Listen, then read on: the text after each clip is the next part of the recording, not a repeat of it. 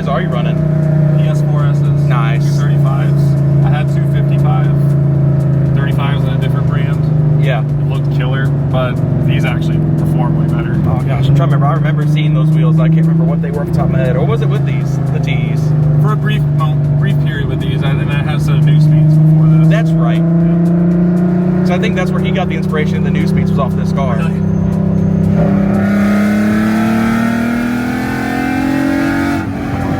Loop around. I got you.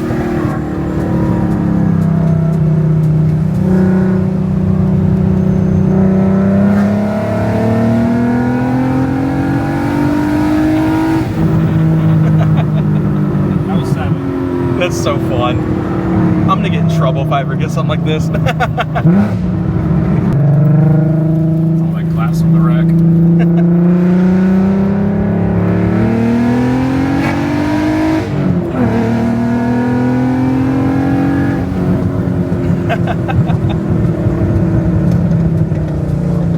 Not a Jetta. Not a Jetta. I didn't get that from my buddy's RS3. I think it'd be hilarious. Hopefully it's not too crowded down here. If it is, honestly, go to the boat launch.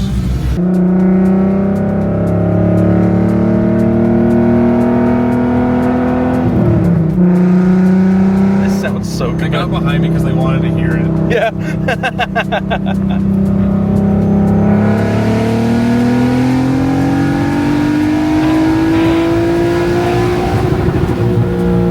Goodness, what is it rev to? 72. 72? This sounds way higher. I thought you were about to tell me 8,000. I was like... 72. What is up, everyone, and welcome back. Today we're doing a feature film on probably one of the coolest cars I've had the chance to shoot so far. This is Shobi's 2010 GTI, and it's got probably one of the most insane build lists I've seen on a car yet. This is 3.6 VR6, 4Motion, cams, long tubes. I'll let him explain the car because this is his like amazing work. So if you want to take it away for me, just tell me what you got done with this thing. It's my first car. It was a GTI when I got it, 2-liter, 6-speed, front-wheel drive, and then in 2024 I finished engine swapping a Passat 3.6-liter VR6 into it. Made it to a manual, a different manual. You have to use a different gearbox with VRs. I drove it like that for a while. It was still bagged and stancy. We'll wait for them. So I drove it like that for about the remainder of 24. I got it running and driving in March, and I drove it like that for basically the remainder of 24. And then towards the end of the year, took it off bags, took it off wheels that were way too wide. They looked good though. I'll send you the photos. Put it on coils, drove it like that for a few months, and then I, at some point in time during converting all this, acquired a wrecked Mark 6R. So then I took all the all-wheel drive stuff from that car and I put it into here. And it still made it to a 6-speed, but a different 6-speed. So the engine's from a Passat, the foremost stuff is from a Mark 6 Golf R, and the transmission is from a European Mark 4 R32. And then there's a lot of other like little parts from car. I probably couldn't even remember them all at this point. I think I lost track. Like cars I laid hands on at a junkyard to like harness parts from. I think I lost track at like 13 or 14. Goodness. You know, brakes from an S5 and brakes from a Touareg. You got S5 seats. A different S5 seat, a different S5 rear bench.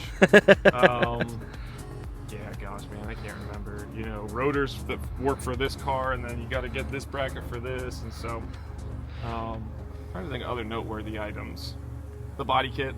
So the front and sides are Rieger tuning, and then the rear. Everyone thinks this is a Golf R. It's not. It was a GTI. It still is a GTI.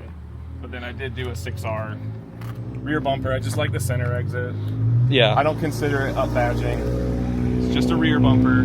For a while, the engine was stock.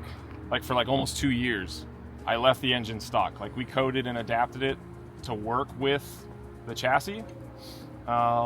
This is not a body swap. This is still mostly GTI. Just everything in the engine bay is Passat, and then I like rewired the whole car to make everything work. But there's still a bit of coding and adapting to do. I have a guy for that. I don't do 95% of it. I have a guide for that. Shit, where was I going with this? Oh, so for like the first almost 2 years, it was still like a stock map. In other words, like it didn't make a horsepower more in my car than it did the Passat I took it out of. But then I think just after last year's Wookies, I had put some cat cams in it.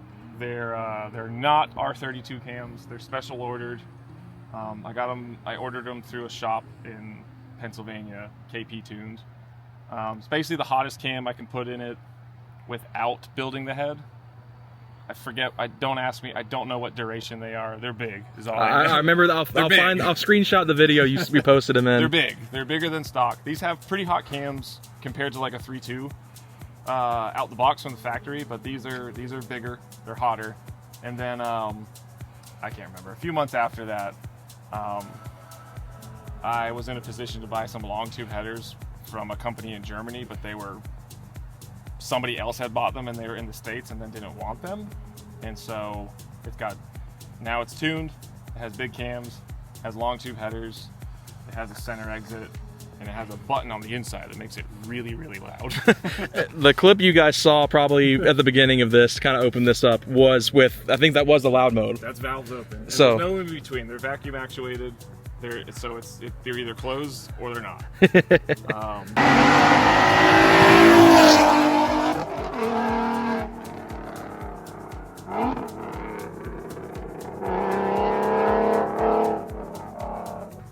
got a valve muffler from AliExpress.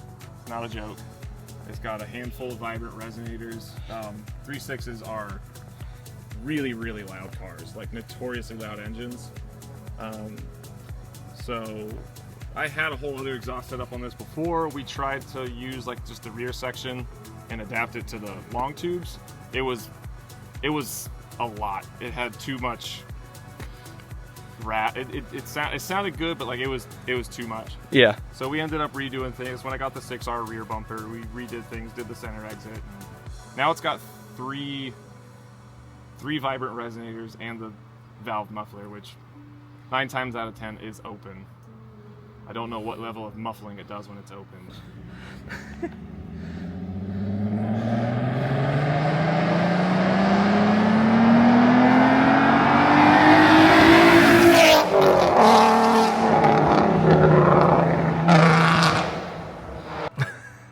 I can tell you it's open most of the time. So that's pretty much it in a nutshell. You know, it's got coils. They're pretty stiff. They're 14K spring rates, Swift springs all the way around. That's why it rides so good.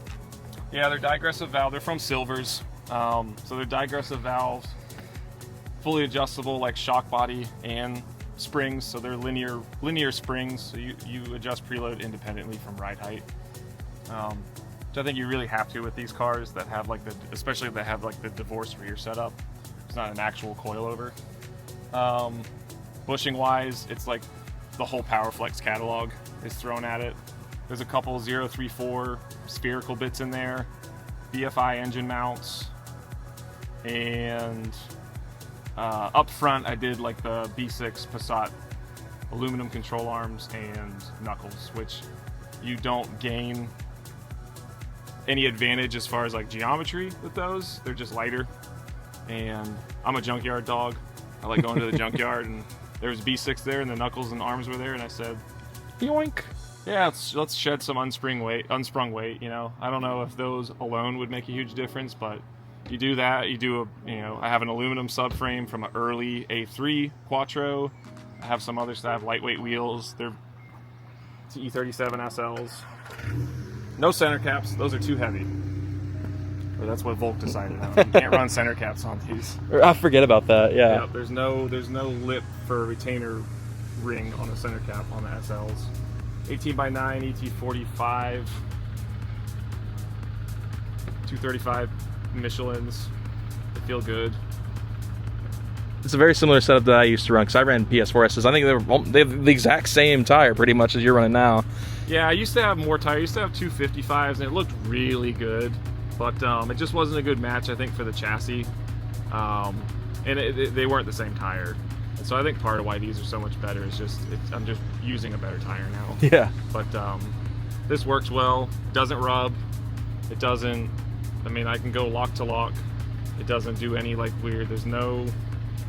Just it all works.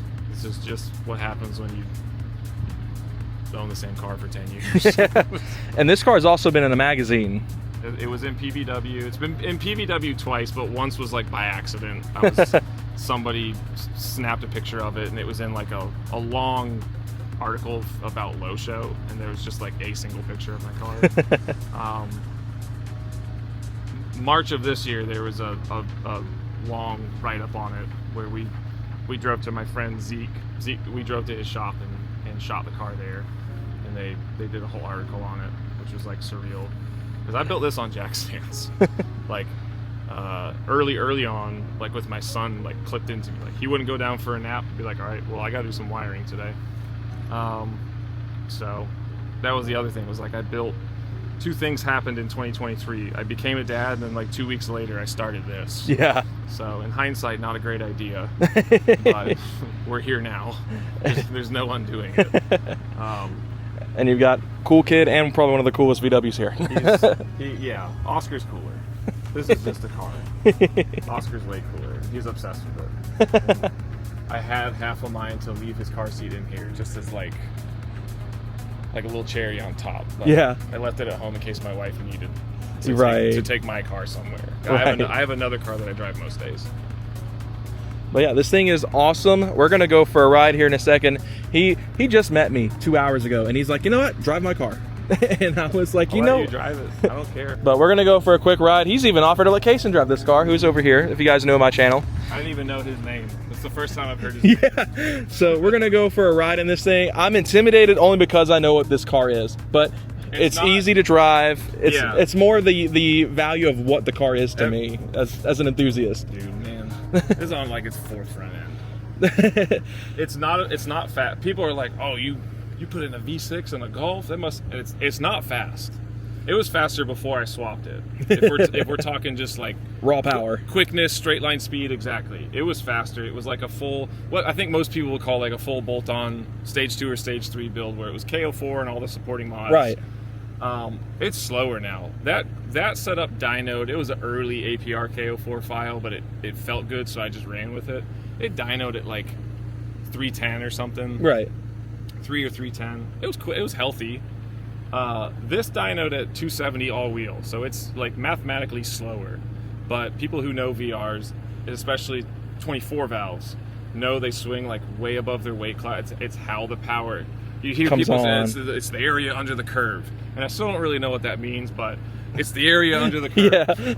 Yeah. So it's the way that power is delivered. It comes on basically immediately, no matter where you are in the power band. You hit the pedal, and the car just... It's gone. It just wants to go. They make torque everywhere.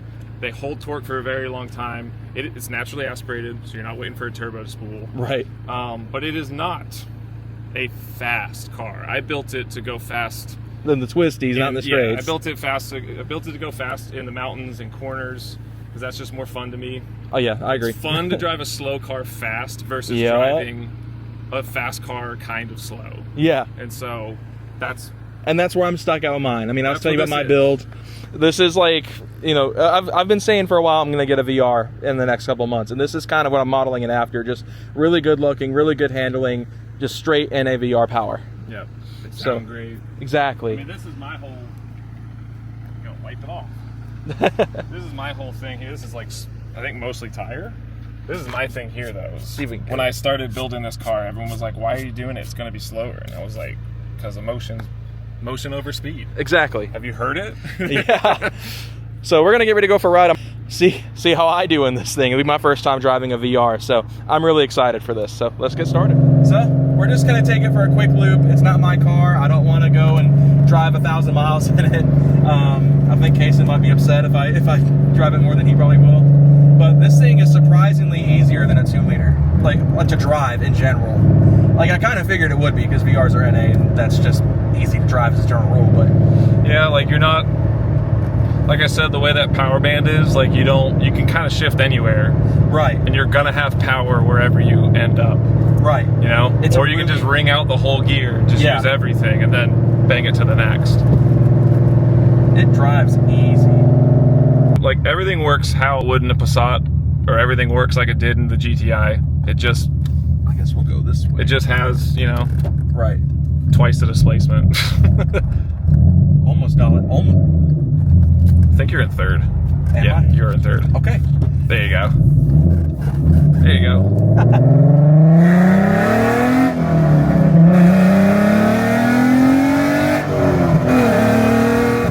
Dude, it drives so good. You can go harder. The brakes are really good.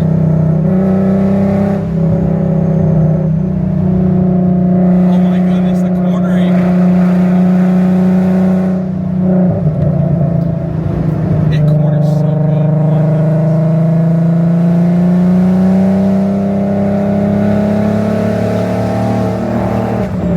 Yeah, 3.4 is great because it's easy. It's self-centering, so Yeah. you literally just pop it straight back.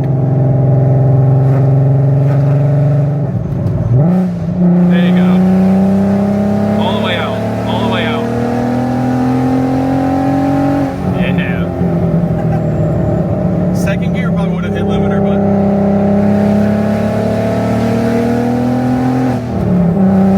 Yeah. I love this car. 3.4 is great. This thing is, oh my goodness, I need one of these. All too high, just a touch.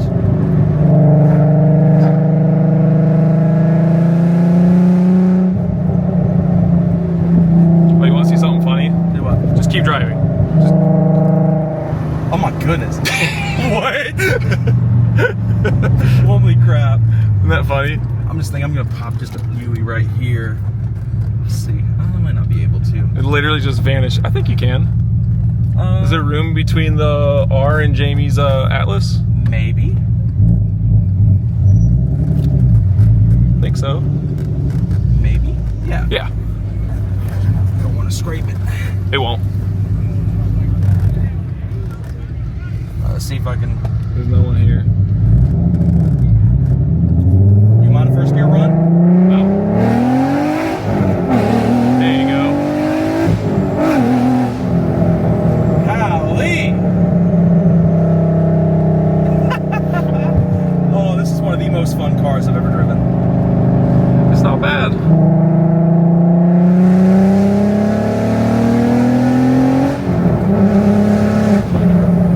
Holy smokes, this car is fun.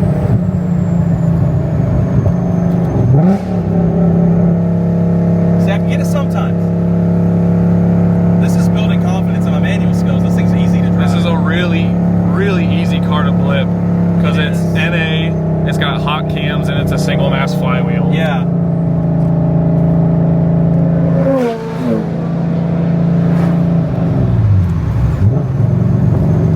I shouldn't have upshifted. I was thinking about going in the second. I thought the revs were too high. No.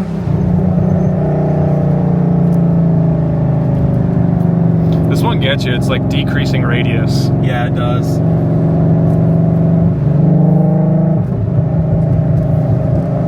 Let's see. We can get like a good rev match and run through the bridge here. There you go. Ready? Yep.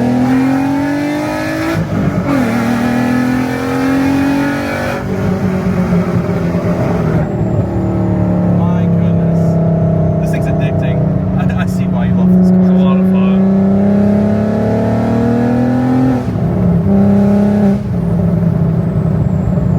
That's insane.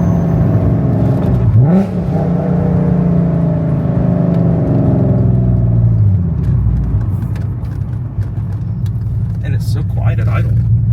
Yeah, actually, it's louder at idle with the valves closed for some reason. I don't know why. And then it's louder everywhere else.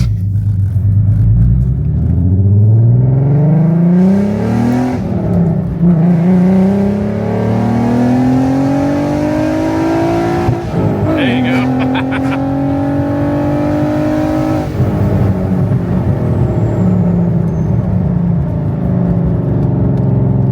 That was so